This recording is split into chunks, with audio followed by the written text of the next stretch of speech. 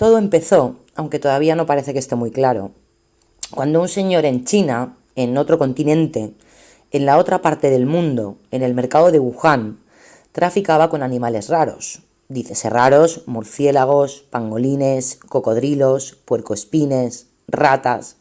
Y es que parece ser que en China se come todo. Pues bien, se sospecha que uno de estos animales tenía un virus que no afectaba a los humanos, y suddenly mutó, cambió, changed, lo que ha originado en una pandemia mundial. Todos tenemos muy claro que esto nos afecta a nuestro bolsillo, al bolsillo del vecino, al bolsillo del país, al bolsillo de toda Europa y al bolsillo a nivel mundial. Por supuesto, a unos les afecta más que otros. En el podcast de hoy vamos a ver qué medidas ha tomado el gobierno en materia fiscal como consecuencia del COVID-19 y nos centraremos en pymes y autónomos. Hola a todos, mi nombre es Patricia Navarro y os hablo desde el Gabinete Económico y Fiscal de Javier Navarro.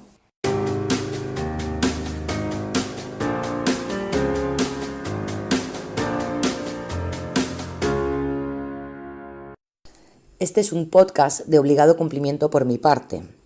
Así que vamos allá, vamos a ver brevemente las medidas más relevantes en materia fiscal establecidas hasta la fecha, y digo hasta la fecha porque la verdad es que están cayendo reales decretos constantemente. En primer lugar, la primera medida que se adopta tiene que ver con la concesión de aplazamientos del ingreso de la deuda tributaria, correspondiente a declaraciones, liquidaciones y autoliquidaciones hasta el 30 de mayo de 2020. Esto significa que todas las declaraciones que hubiéramos tenido que hacer o todas las declaraciones que tenemos la obligación de presentar, aquí estamos hablando de IVA, retenciones, pagos fraccionados, ingresos a cuenta, podemos aplazar la deuda, podemos pagar más tarde. Ahora veremos cuán tarde podemos aplazarla. Es decir, estamos hablando aquí de los modelos 111, 115, 123, 202, 303, 130 y 131. ¿Quiénes la pueden aplazar? Pues los contribuyentes cuyo volumen de operaciones sea inferior aproximadamente a 6 millones. Y aquí viene el tema. ¿Cuánto tiempo lo podemos aplazar? Bueno, pues lo podemos aplazar, que no fraccionar, 6 meses. Es decir, que el ingreso se debe efectuar en un único plazo y los 3 primeros meses no computarán intereses de demora. O lo que es lo mismo, los 3 últimos meses sí computarán intereses de demora, ya que estamos hablando de un 3,75% de intereses. Por poner un ejemplo, acabamos de decir que podemos aplazar el pago de esta deuda 6 meses, eso supone pagarlo de golpe en 6 meses. Pero ¿qué pasa si, por ejemplo, yo no me he ido tan mal la cosa, tengo el dinerito antes y quiero pagar para que no me cobren intereses de demora los 3 últimos meses? Pues en principio, según conversación mantenida con Hacienda, se sacaría una carta de pago y se procedería al pago.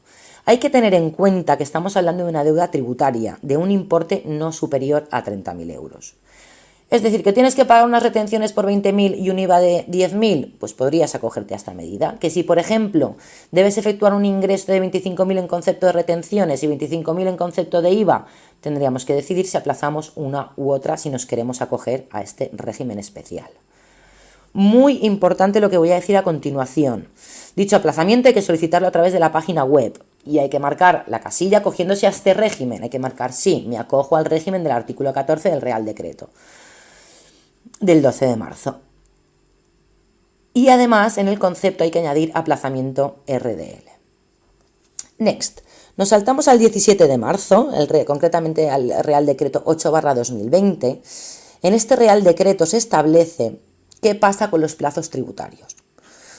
Vamos a ver lo que comprende los plazos tributarios. Los plazos tributarios comprenden, según dicho Real Decreto, vencimiento de los plazos y fracciones de los acuerdos de aplazamiento concedidos, plazos relacionados con el desarrollo de subastas, plazo para atender requerimientos, tengo un requerimiento y tengo un plazo determinado para contestar, diligencias de embargo y solicitudes de información con trascendencia tributaria, plazos para formular alegaciones, devolución de ingresos indebido, etc.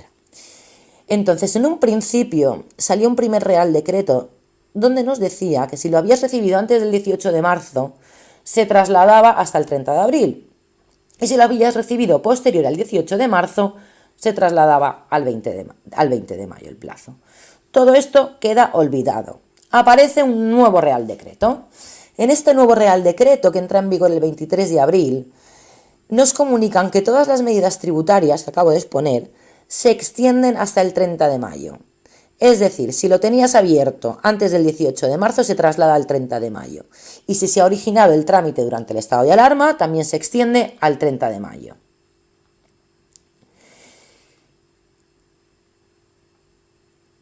Vamos a ver el siguiente tema. ¿Qué plazos tengo o qué ha cambiado si tengo que interponer un recurso de reposición o una reclamación económico-administrativa? En principio tenemos un mes. Entonces aquí os cuento un poquito la movida que ha pasado, porque me apetece. Aquí, en un principio, si tengo que interponer un recurso de reposición o reclamación económico-administrativa según Real Decreto. Aquí pasó dos cosas. Primero salió en un Real Decreto y luego salió una disposición adicional de otro Real Decreto. ¿Por qué? Porque en el primero no se entendía, parecía que no estaba muy claro. Y entonces el segundo Real Decreto lo aclaraba. Entonces decía que la conclusión era que teníamos un mes. Todo esto también está olvidado, porque posteriormente ha salido el último Real Decreto donde nos han dado de plazo hasta el 30 de junio. También, además, en preguntas frecuentes de la EAT nos lo confirman, ya que en un texto clarísimo de la EAT dice: si me notificaron un acto resolución antes del 14 de marzo de 2020, porque además si os fijáis, aquí en la EAT habla del 14 de marzo del 2020, pero lo que hemos dicho antes hablaba del 18 de marzo, pero Hacienda parece que entiende que el 14 de marzo es la fecha.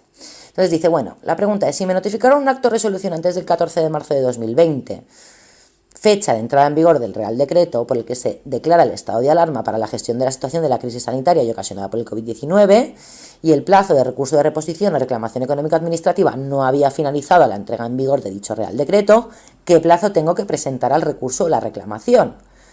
Y Hacienda le contesta, pues conforme establece el segundo apartado de la disposición adicional octava del Real Decreto, Ley 11/2020, y teniendo en cuenta lo dispuesto en la disposición adicional primera del Real Decreto 15/2020, el plazo para interponer recurso o reclamación terminará el 30 de junio de 2020 inclusive.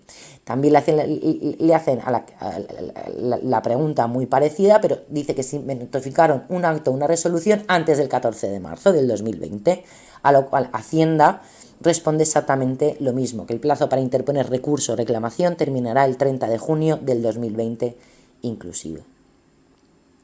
Conclusión: E igual la fecha de la notificación. La EAT nos da de plazo hasta el 30 de junio.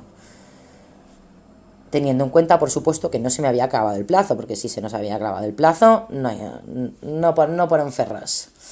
Aprovecho para informar que este podcast es meramente informativo. La información y el asesoramiento contable y fiscal ofrecido en este podcast es de carácter orientativo y no vinculante. Si necesitáis realizar una consulta contable fiscal, debéis dirigiros siempre a un profesional debidamente calificado. Si lo deseáis, por supuesto, podéis contactar con nosotros en info@javiernavarrovic.com. Siguiente Real Decreto. El siguiente Real Decreto del 14/2020, entrada en vigor el 15 de abril. Esto ha sido, os explico. Las retenciones, los pagos fraccionados, los IVAs, quien no va por un régimen especial, se efectúa la domiciliación el 15 de abril, correspondiente al primer trimestre, correspondiente a enero, febrero y marzo. Es decir, para muchas pymes, autónomos, corresponde al último día de presentar dichos modelos. Es verdad que si no lo tienes domiciliado tenemos de plazo hasta el 20 de abril. Como se supone, las asesorías no lo dejamos para el último momento, por lo que pueda pasar. Errores de página, fallos, nirviados, marrones, etc. No, lo dejamos para el último momento. Dicho esto, punto y aparte, y ahora veréis por qué os lo digo. Las asociaciones de asesores fiscales llevaban tiempo, desde que se decretó el estado de alarma, estaban solicitando una extensión de plazo para la presentación de estos modelos. Y se solicitaba no porque no quisiéramos trabajar desde casa, se solicitaba no porque no quisiéramos presentar, sino que se solicitaba esta ampliación de plazo principalmente de cara a nuestros clientes, para que nos hicieran llegar la información de manera correcta, porque no era fácil. Se solicitaba también de cara a nosotros para poder contabilizarla y evitar una serie de errores. Y esto es muy importante, porque si hay errores, porque si nos hemos visto, os digo, nos hemos visto contabilizando fotos de tickets, si hay errores o se han declarado unas ventas mal por falta de información, Hacienda nos va a crujir igualmente, el COVID, el COVAT o lo que sea, me va a poder sancionar. Entonces no le voy a poder decir, no, mire, es que este señor, pues es que por él estaba confinado y no me las podía hacer llegar, entonces por eso se solicitaba dicha extensión. Pues bien, el mismo día de la fecha fin de la domiciliación, el mismo día ofrece la siguiente medida, con un superreal decreto, un artículo único, extensión del plazo para la presentación e ingreso de las declaraciones y autoliquidaciones, donde, ahora sí, nos da la posibilidad a todos aquellos que facturen un volumen de menos de 600.000 euros, presentarlo y efectuar el ingreso el 15 de mayo en caso de que decidamos domiciliarlo y el 20 de mayo como plazo máximo. Es decir, nos dan un mes más. Bueno, tenía que contaros un poco lo que hasta la realidad de todo esto. Entonces, conclusión, tenemos para presentar estas declaraciones, en el caso de que la empresa o el autónomo opte por domiciliar el pago de los impuestos, sería el 15 de mayo, y si no, optamos por domiciliar, se amplía hasta el 20 de mayo. Siguiente medida fiscal, IVA. No es que afecte mucho a pymes y a empresarios, sinceramente, pero voy a nombrar las dos medidas tomadas, que son el tipo de gravamen al 0% en concepto de suministros sanitarios para las entidades públicas sin ánimo de lucro y centros hospitalarios, y esto es durante un tiempo, y el tipo de gravamen de libros, periódicos y revistas digitales pasa de un 21% a un 4%. Bueno, pues estas son las dos materias tomadas en materia de IVA. Pasemos al IRPF, Impuesto de la Renta de las Personas Físicas. Aquí, bueno, esto va a ser un poco denso. A ver, los empresarios que estén tributando a día de hoy por el método de estimación objetiva podrán renunciar de forma tácita a dicho método de estimación objetiva y proceder a aplicar el método de estimación directa. Esto significa que el empresario, en vez de ir por módulos, lo que coloquialmente se conoce por módulos, tributará por estimación directa, ingresos menos gastos. ¿Por qué hacen esto? Y aquí os explico un poco. Claro, el método de estimación objetiva tiene sentido en una situación ordinaria de la vida normal, ya que el método de la estimación objetiva te dice, oye, yo calculo que según, imaginemos que tenemos un bar, que según los metros del local, según el tamaño de la barra, según la cantidad de mesas que tienes, yo estimo que vas a obtener unos ingresos de X. Es decir, se estima objetivamente. ¿Qué pasa? Que ahora la situación ha cambiado, porque a día de hoy no estamos en una situación normal, entonces Hacienda nos permite ir por ingresos menos gastos, o lo que es lo mismo, por estimación directa, nos está diciendo, mira, en vez de que lo hagamos objetivamente, que sería una situación normal, ingresos menos gastos, dime lo que has ingresado y lo que has gastado. Vale, entonces tú dices, venga, pues aquí habría que hacer calculitos. Entonces, ¿cómo lo hacemos esto? Pues te dice que se entiende efectuada la renuncia al método de estimación objetiva presentando dentro de plazo el pago fraccionado del primer trimestre mediante el modelo 130. Si no, presentarías el 131, pues te dice, mira, pues presentas el modelo 130. Si aún así, por ejemplo, tú haces calculitos y si sigues optando por el método de estimación objetiva, no, esto está bien, es importante, no se debe tener en cuenta los días naturales en los que lo que hubiera estado declarado el estado de alarma en dicho trimestre. Y bueno, y si al final de año pues queremos volver al método de estimación objetiva, pues tenemos dos opciones: a presentar en el mes de diciembre de 2020 el modelo 0036, o bien de la misma manera que hemos comentado antes, presentando el modelo 131, vamos a presentar el modelo para la estimación objetiva de abril de 2021. Vale, yo no sé si, bueno, espero que os haya quedado claro. Impuesto de sociedades. Actualmente, en el impuesto de sociedades, también es muy parecido a lo que he contado con el IRPF. Actualmente existen dos modalidades para calcular el pago fraccionado de las sociedades. Es decir, estamos hablando del modelo 202. Una modalidad es la cual se aplica el 18% sobre la cuota de la última declaración del impuesto de sociedades presentada. Esta modalidad es la que se aplica por defecto.